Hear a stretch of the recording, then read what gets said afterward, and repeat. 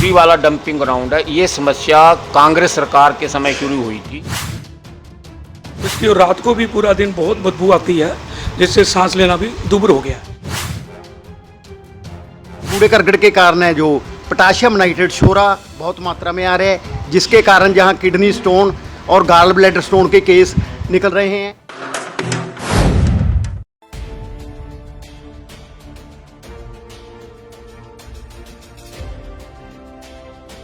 Panchkula sector 23 में बने dumping ground की समस्या का सामना घग्गर पार के सेक्टरों में रहने वाले सेक्टर वासियों को कई सालों से करना पड़ रहा है। डंपिंग ग्राउंड को हटाने की मांग Panchkula sector 25 residents welfare association कई सालों से कर रही है। उन्होंने कोर्ट से लेकर तमाम मंत्रियों तक अपनी समस्या की बात पहुंचाई, लेकिन इसका हल अब तक नहीं निकला। वहीं सरकार की ओर से डंपिंग ग्राउंड को पंचकुला के झूरीवाला में शिफ्ट करने का निर्णय तो लिया है, लेकिन ये किसी को रास भी नहीं आ रहा है, क्योंकि ये डंपिंग ग्राउंड रिहायशी इलाकों से ज़्यादा दूर नहीं है। तस्वीरों में आप देख सकते हैं, ये पंचकुला का झूरीवाला डंपिंग ग्राउंड है। ये डंपिंग ग्राउंड हाईवे के बिल्कुल नज़दीक है और जंगल के बीचों बीच है। डंपिंग ग्राउंड के बन जाने से वन्यजीवियों पर इसका गहरा असर पड़ सकता है। आने वाले समय में डंपिंग ग्राउंड के आसपास रहने वाले सेक्टर वासियों को कई बीमारियों का सामना करना पड़ सकता है, क्योंकि इस डंपिंग ग्राउंड के बन जाने से आसपास के इलाकों की हवा प्रदूषित होना लाजमी है। ना ही झूरीवाला में कोई एक ईंट भी कोई कंस्ट्रक्शन हुई, ना कोई इन्होंने टेंडर फ्लोट किया, कोई ना तो इनके पास प्लांट लगाने के लिए कोई एजेंसी तैयार हुई, ना ही इन्होंने कोई कंस्ट्रक्शन की। ये मामला ऐसे का ऐसे पड़ा हुआ था। अभी जून 2021 के पहले सप्ताह में जब हरियाणा के चीफ मिनिस्टर ने पंचकुला डिस्ट्रिक्ट एडमिनिस्ट्रेशन की मीटिंग ली, वहाँ पे उन्होंने अपने पंचकुला डिस्ट्रिक्ट एडमिनिस्ट्रेशन को ऑर्डर कर दिया कि आप पूरे शहर का जो सॉलिड वेस्ट है वो झूरीवाला में डंप करना शुरू कर दो। अब उस वक़्त जितने भी डिस्ट्रिक्ट के ऑफिसर्स थे, उनकी ये ड्यूटी बनती थी भी वो चीफ मिनिस्टर के संज्ञान में लेके आए कि एनजीटी न्यू दिल्ली के 2/8/2013 के ऑर्डर हैं कि यहाँ जब तक हम फैसला नहीं सुनाते इस केस में, यहाँ झूरीवाला में कोई सॉलिड वेस्ट डंप नहीं किया जा सकता। अब 2/8/2013 के ऑर्डर के बारे में चीफ मिनिस्टर साहब को नहीं बताया गया और ना ही हरियाणा सरकार ने कोई प्रयत्न किया जाके एनजीटी में वो ऑर्डर चेंज कराएं, मॉडिफाई कराएं, कैंसिल कराएं। तो हमने इमीडिएटली हमारी जो 25 सेक्टर पंचकुला की रेजिडेंट वेलफेयर एसोसिएशन है, हमने कॉरेस्पॉन्डेंस शुरू की चीफ मिनिस्टर को, बाकी सारे डिपार्टमेंट्स को मेल्स भेजी, चिट्ठियां भेजी, भी ये आप गलत कर रहे हो, ये एनजीटी के 2/8/2013 के ऑर्डर की उल्लंघना है, ऐसा आप नहीं कर सकते, ये इलीगल है और आपके ऊपर एनजीटी का कंटेम्प्ट ऑफ कोर्ट का मामला बनेगा। तो अभी हमने उसके लिए फिर हमारी एसोसिएशन ने डिप्टी कमिश्नर को मेमोरेंडम भी दिया, हमने झूरीवाला में प्रदर्शन भी किया और फाइनली जब हमारी एसोसिएशन ने ये डिसाइड किया कि अब हम इनके साथ इनको लीगल बैटल में हम एंटर करेंगे, तो हमने ये जो हरियाणा सरकार का ये जो फैसला है जून 2021 पहले सप्ताह का कि भाई झूरीवाला में पूरे शहर का कचरा डंप किया जाए, उसको हमने चंडीगढ़ हाई कोर्ट में 21/664 हमारी CWP है, रिट नंबर है, जो हमने चंडीगढ़ हाई कोर्ट में फ़ाइल करी है। 20 सितंबर को पहली सुनवाई हुई है। तो उसमें चीफ जस्टिस ने हरियाणा के एडवोकेट जनरल को काफ़ी डांट भी लगाई है और उनको ये पूछा है भी आप यहाँ कूड़ा किस अथॉरिटी से, किस परमिशन से, किसकी परमिशन से डंप कर रहे हो। उन्होंने कहा जी हमारे पास कोई परमिशन नहीं है। तो फिर चीफ जस्टिस ने कहा भी विदिन 1 वीक आप एक एफिडेविट फाइल करके हमें सारी पोजीशन क्लियर करो। वो 27/9 तक इन्होंने एफिडेविट फाइल करना था, वो इन्होंने किया नहीं है और फिर इन्होंने कोर्ट से टाइम मांग लिया, जो कोर्ट ने टाइम इनको दे दिया। अब अगली सुनवाई 1 नवंबर को है 2021 को। आज तक इन्होंने एफिडेविट कोई फाइल नहीं किया है। इन द मीन टाइम एक कोई और सज्जन हैं, वो इसी डंपिंग झूरीवाला में सॉलिड वेस्ट डंप को मामले को लेके एनजीटी पहुंच गए। भाई ये हरियाणा सरकार धक्का कर रही है जो ट्रांस घग्गर सेक्टर्स हैं उनके रेजिडेंट्स के साथ। तो एनजीटी ने भी एक ऑर्डर 17/9 को पास कर दिया है। उन्होंने 3 डिपार्टमेंट की एक कमेटी बनाई है। एक जो सेंट्रल गवर्नमेंट का सेंट्रल पोल्यूशन कंट्रोल बोर्ड, एक हरियाणा सरकार का वाइल्ड लाइफ डिपार्टमेंट और एक हरियाणा सरकार का state pollution control board, 3 department के ऑफिसर्स की कमेटी बनाई है। एनजीटी ने उनको ऑर्डर किया है 17/9/2021 को कि आप साइट विज़िट करो, सभी स्टेक होल्डर से बात करो और हमें ये बताओ कि ये इलीगल काम हरियाणा सरकार क्यों कर रही है, कितना एनवायरनमेंट को डैमेज किया है उसका भी हमें असेस करके बताओ। और कई साल हो गए आपको जी जी जी इस चीज़ की लड़ाई लड़ रहे हैं, जी लेकिन अभी तक कोई आपका रिजल्ट नहीं आया था दिख रहा। जी। तो फिर चाहते क्या है वो? हम देखिए, जब हमारी ये आप देखिए, जब एनजीटी के ऑर्डर हैं भी यहाँ कोई सॉलिड वेस्ट डंप नहीं किया जा सकता, फिर भी ये सॉलिड वेस्ट डंप कर रहे हैं, तो अब हम तो लीगल लड़ाई जो है हाई कोर्ट में भी लड़ रहे हैं, एनजीटी में भी लड़ रहे हैं, कंटेम्प्ट ऑफ कोर्ट का इनके ऊपर केस बनता है। अभी 1 नवंबर को हमारी सुनवाई है और वहाँ देखो, हो सकता है अभी इनको कोई हमारी फेवर में कोई ऑर्डर आ जाए और ये जो है कोई स्टे भी हो सकता है, कुछ भी फैसला हो सकता है। हम तो इस लड़ाई को लॉजिकल कंक्लूजन तक लेके जाएंगे। हमारी एक ही डिमांड है कि कोर्ट के ऑर्डर की पालना होनी चाहिए। जब एनजीटी ने बोल दिया है 2/8/2013 को कि यहाँ सॉलिड वेस्ट डंप नहीं हो सकता, ये तुरंत प्रभाव से इसको बंद करें।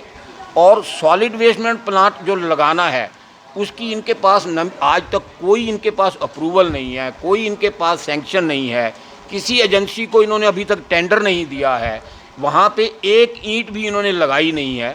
वो जब सॉलिड वेस्ट प्लांट की इनके पास सैंक्शन आ जाएंगी, फिर हम उसके लिए एक लीगल बैटल अलग से नए सिरे से हम लड़ेंगे।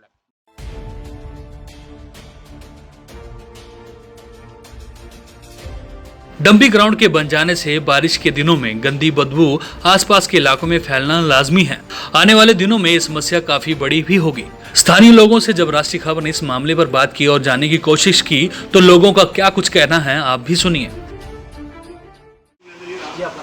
मेरा नाम Bhagwan Das Mittal, general secretary RWA sector 25। तो ये डंपिंग ग्राउंड बढ़ रहा है, इससे आने वाले समय में क्या कितनी समस्या लोगों को देगी? ऐसे ये जो डंपिंग ग्राउंड है रेजिडेंशियल कॉलोनी से मेरे घर के पास ही आप कह लीजिए सिर्फ 200-300 मीटर की दूरी पे है, जिससे जब सुबह उठते हैं तो इसकी और रात को भी पूरा दिन बहुत बदबू आती है, जिससे सांस लेना भी दुभर हो गया है। उससे काफ़ी बीमारियां फैल रही हैं, सांस की बीमारी लोगों को बढ़ती जा रही है यहाँ पर, जिससे दिक्कत है। और बच्चों को जो आगे आने वाली हमारी पीढ़ी है उनके लिए बड़ी दिक्कत है, उनके पास 100 बीमारियाँ आ गई हैं काफ़ी। अगर ये डंपिंग ग्राउंड एक हो रहा है, इसके अंदर एक नेचुरल नदी आती है डंपिंग ग्राउंड में, और ये बाउल शेप में है, जो पहाड़ से नदी आती है, ये कूड़ा उसके ऊपर डालते जा रहे हैं। कोई इसके ऊपर कोई केयर नहीं, कोई मिट्टी नहीं डाली जाती, कुछ नहीं किया जाता। और जो पानी आता है वो नीचे उसको बहाकर कूड़े को, जो पीछे इसके नाला जा रहा है आगे नदी, जो कि घग्गर नदी में जाके मिलती है, अगर आप चेक करेंगे उस नाले में दूर तक ये डंपिंग ग्राउंड का कूड़ा फैला हुआ है। सुबह सैर करना भी दुभर हो गया है, इसलिए इसके दूर से दूर जाना चाहिए। इसके साथ में फॉरेस्ट का एरिया साथ में लगता है, जितने जो पौधे हैं हो रहे हैं, एक तरफ फॉरेस्ट कहते हैं कि पेड़ लगाओ, तो पेड़ लगाने के पेड़ यहाँ पर ख़त्म किए जा रहे हैं। पीछे इसमें आग लगी रही, 10 दिन तक आग लगी रही, टेंडर्स आए इसके फायर टेंडर्स, लेकिन वो 10 दिन तक आग नहीं बुझी, धुआं उठता रहा। और धुएँ का आपको पता है कितना नुकसान है, कितना पोल्यूशन फैलता है उससे। ये यहाँ के एरिया के लोगों से पूछा जाए तो वो मर रहे हैं, क्या हो रहा है, लेकिन सरकार को कोई दिक्कत नहीं, इनको हमारे को दिक्कत है, हमें परेशानी है।